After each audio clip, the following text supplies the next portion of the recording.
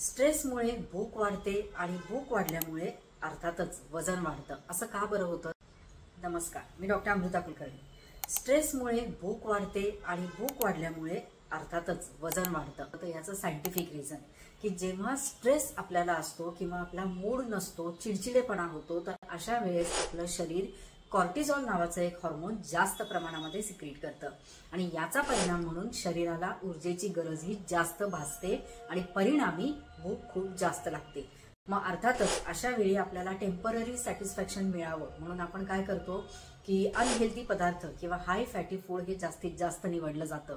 म्हणजे चिप्स, तळलेले पदार्थ, पिझ्झा, बर्गर किंवा कोल्ड ड्रिंक्स असे हाय फॅटी पदार्थ निवडले जातात आणि अर्थातच यामुळे फॅट तर वाढतंच, वजन वाढतं, यानंतर आपलं डायजेशन डिस्टर्ब होतं आणि थोड्या वेळाने परत असं वाटायला लागतं की अरे उगीच खाल्लं आपण। म्हणजे एक ते गिल्ट फिलिंग जे असतं ना, त्याच्यामुळे अजून जास्त स्ट्रेस वाढतो। मग हे सर्कल कुठे थांबतच नाही।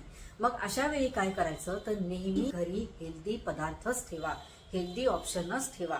फरसाण, बाकरवडी, कोल्ड ड्रिंक्स किंवा हे असे अनहेल्दी पदार्थ न ठेवता, चिप्स, वेफर्स असं न ठेवता रोस्टेड फूड ठेवू शकता। भडंग, राजगिरा किंवा हे काही फुटाणे असे काही वेगवेगळे पदार्थ की जे हेल्दी पण असतील, यामध्ये फॅट पण नसेल आणि जे तुम्हाला टेम्पररी सॅटिस्फॅक्शन सुद्धा देईल, तर हे करू शकता। अजून एक महत्त्वाचं म्हणजे एक 5 ते 10 मिनिटं मेडिटेशन करा, गरम पाणी प्या। हा खूप साधा सोपा उपाय आहे की तुळस आणि हळदीचा काढा घ्या, यामुळे स्ट्रेसची लेवल टेम्पररी कमी होते आणि तुम्ही अनहेल्दी मंचिंगवर जात नाही।